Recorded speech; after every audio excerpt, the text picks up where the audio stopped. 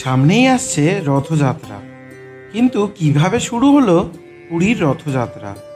জগন্নাথের মাসির বাড়ি যাওয়ার কারণই বা কী?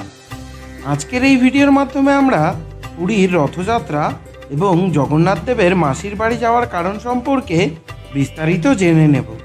তার আগে একটি অনুরোধ, চ্যানেলে যারা প্রথমবারের মতন এসেছেন তারা অবশ্যই চ্যানেলটি সাবস্ক্রাইব করে পাশে থাকা বেল আইকনটি প্রেস করে দেবেন পরবর্তীকালে এই ধরনের ভিডিও সবার আগে দেখার জন্য। চ্যানেলের ভিডিওগুলো যদি ভালো লেগে থাকে অবশ্যই লাইক এবং শেয়ার করতে ভুলবেন না।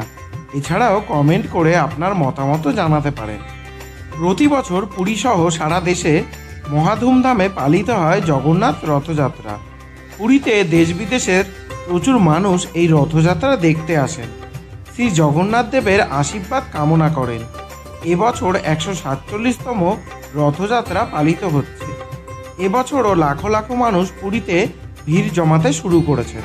প্রতি বছর শ্রীকৃষ্ণের রূপ জগন্নাথ দেবকে ভক্তি ভরে পুরীতে রথে চাপিয়ে এক বাড়ি থেকে আরেক বাড়িতে নিয়ে যাওয়া হয়। এছাড়াও সারা বছর পুরীর মন্দিরে জগন্নাথ, বলরাম এবং সুভদ্রা ভক্তি ভরে পূজিত হন। অনেকে জানেন, আবার অনেকেই জানেন না কেন প্রতি বছর পুরীতে রথযাত্রা অনুষ্ঠিত হয়।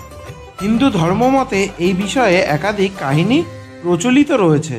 তার মধ্যে একটি হলো আষাঢ় মাসের শুক্লাপক্ষের তৃতীয় তিথিতে শ্রী জগন্নাথ দেব, দাদা বলরাম এবং বোন সুভদ্রা নিজের মাসির বাড়িতে বেড়াতে যান।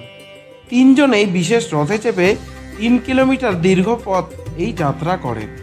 সবার আগে থাকেন বলরাম, তার পেছনে সুভদ্রা এবং সবার শেষে থাকেন জগন্নাথ দেব। পদ্মপুরাণ অনুসারে ভগবান শ্রী জগন্নাথ দেবের বোন একবার শহর ঘুরে দেখার ইচ্ছে প্রকাশ করেন। তখন জগন্নাথ দেব এবং বলরাম নিজের প্রিয় বোন সুভদ্রাকে রথে চাপিয়ে শহর ঘোরাতে বেরিয়ে পড়ে। তারা শহর ঘুরতে বেরিয়ে মাসির বাড়িতে পৌঁছন এবং সেখানে 7 দিন থাকেন। তখন থেকেই জগন্নাথের রথযাত্রার পরম্পরা শুরু হয়।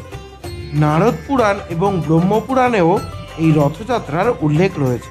প্রচলন অনুসারে রথে চেপে মাসির বাড়ি গিয়ে 2 ভাই এবং বোন অনেক সুস্বাদু খাবার খান এবং এই সময়ে জগন্নাথ দেব অসুস্থ হয়ে পড়েন। তারপর তার চিকিৎসা হয় এবং সুস্থ হলে তারপর তারা ফের দর্শন দেন। এভাবেই বছরের পর বছর এবং যুগের পর যুগ ধরে পুরীতে জগন্নাথের রথযাত্রা মহা ধুমধামের সঙ্গে পালিত হয়ে আসছে।